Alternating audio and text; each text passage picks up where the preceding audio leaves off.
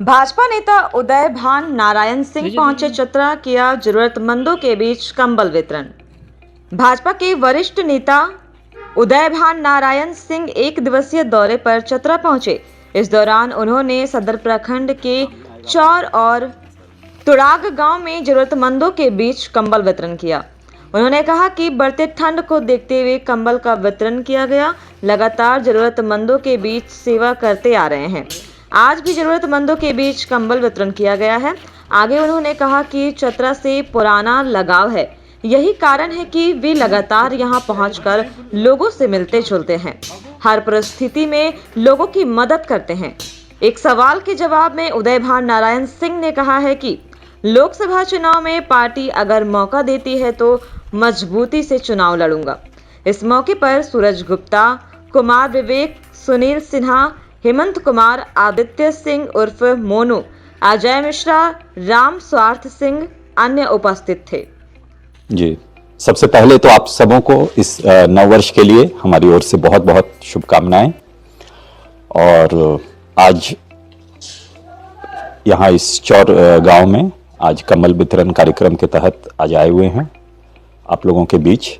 और एक लगता है कि भारतीय जनता पार्टी में एक जो उद्देश्य है कि सेवा ही संगठन है, उसी भाव के साथ और समाज के जो अंतिम पंक्ति में जो वर्ग है, जो लोग हैं, जो काफ़ी अभाव में हैं, तो एक प्रयास रहता है मेरा कि उन तक पहुंचना, उनका कुशल खेम लेकर के एक सहायता के रूप में अभी जिस प्रकार से ठंड पड़ रही है तो एक कंबल दें और एक जो भी सहायता सहयोग हमारे ओर से हो सकता है, इसके लिए मैं हमेशा प्रयासरत रहता हूं।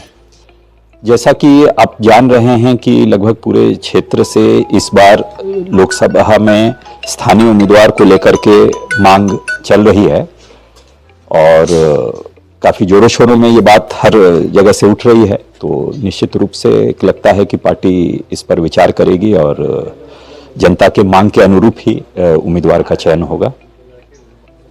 देखिए, जो यहाँ पर हैं अपना उम्मीदवारी, तो निश्चित रूप से चुनाव है तो एक लंबी उम्मीदवारों की एक सूची रहेगी उम्मीदवारों की।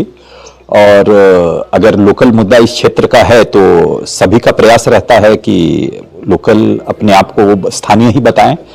और इसमें तो अब पार्टी खुद इस चीज़ पर निर्णय करेगी। जो लोग अगर मूलतः यहाँ के हैं तो एक लगता है कि उनका हक दावा ज़्यादा बनता है, जो मूलतः इस क्षेत्र से में रह रहे हों या इस क्षेत्र से लगाव जुड़ाव रहा हो।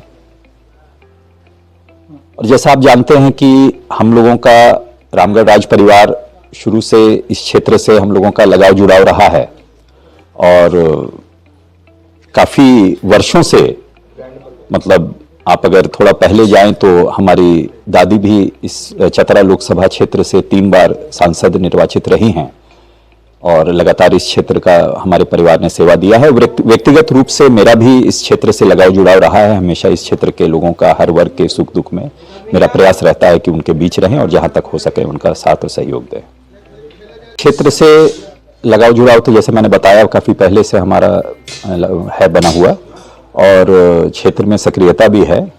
और अगर पार्टी हमारी उम्मीदवारी पे विचार करती है, उम्मीदवार बनाती है, तो निश्चित रूप से इस क्षेत्र से चुनाव लड़ करके इस क्षेत्र का बेहतर सेवा करने का एक अवसर मिलेगा। भाजपा की अगर बात करें तो लंबी लिस्ट है, जो भी आते हैं लोग बोलते हैं चुनाव में मेरा दावेदारी है।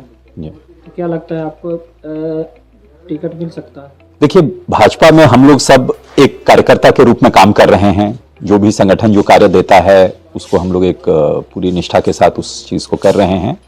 और अब पार्टी के ऊपर है, पार्टी आलाकमान के ऊपर है कि जिन्हें अपना इस क्षेत्र से उम्मीदवार बनाती है तो निश्चित रूप से पार्टी अगर विश्वास करती है, आप पे टिकट देती है, तो सबसे पहले आप क्या काम करेंगे?